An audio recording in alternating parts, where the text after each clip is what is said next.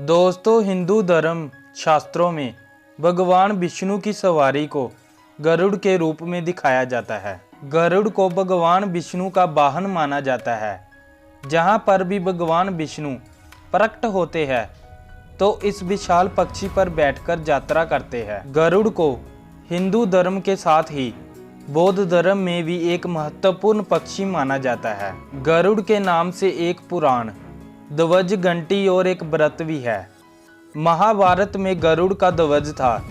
घर के मंदिर में गरुड़ घंटी और मंदिर के शिखर पर गरुड़ का ध्वज होता है। गरुड़ पुराण में मृत्यु के पहले और बाद की स्थिति के बारे में बताया गया है। हिंदू धर्म के अनुसार जब किसी के घर में किसी की मौत हो जाती है तो गरुड़ पुराण का पाठ रखा जाता है। गरुड़ पक्षी की विशेषता ये है कि वे भारत का धार्मिक और अमेरिका का राष्ट्रीय पक्षी है। बड़े बड़े राजा महाराजा भी अपना प्रतीक गरुड़ ही रखा करते थे। माना जाता है कि प्राचीन काल में गरुड़ की एक ऐसी प्रजाति थी जो बहुत बुद्धिमान थी और उसका काम संदेश और व्यक्तियों को इधर से उधर ले जाना होता था। कहा जाता है कि ये इतना विशालकाय पक्षी होता था कि हाथी तक को भी उठाकर उड़ जाता था।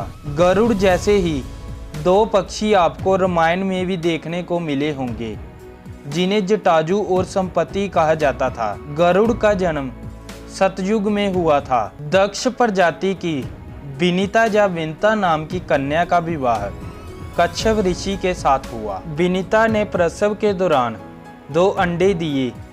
एक से अरुण का और दूसरे से गरुड़ा का जन्म हुआ। अरुण तो सूर्य के रथ के साथी बन गए और गरुड़ ने भगवान विष्णु का वाहन होना स्वीकार किया। रामायण काल के संपत्ति और जटाजू अरुण के पुत्र थे। चारों युगों में भगवान गरुड़ का वर्णन मिलता है।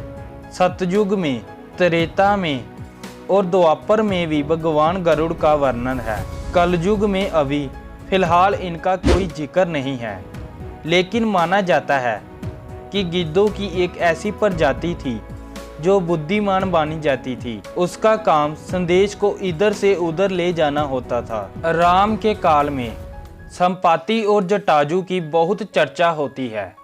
ये दोनों भी दंडकारण्य क्षेत्र में रहते थे। खासकर मध्य प्रदेश, छत्तीसगढ़ में इनकी जाति के प्रजातियों की संख्या ज्यादा थी। छत्तीसगढ़ के दंडकारण्य में गिद्धराज जटाजू का मंदिर है। स्थानीय मान्यताओं के मुताबिक आकाश में ही रावण और जटाजू का युद्ध हुआ था और जटाजू के कुछ अंग दंडकारण्य में आ गिरे थे, इसलिए जहां एक मंदिर है। दोस्तों, उम्मीद है आपको भगवान विष्णु की सवारी गरुड़ के बारे में पता चल गया होगा। दोस्तों, इसी के साथ अगर आपको हमारा वीडियो अच्छा लगे तो वीडियो को लाइक और चैनल को सब्सक्राइब जरूर कर देना, ताकि आपको ऐसी ही अमेजिंग जानकारी मिलती रहे।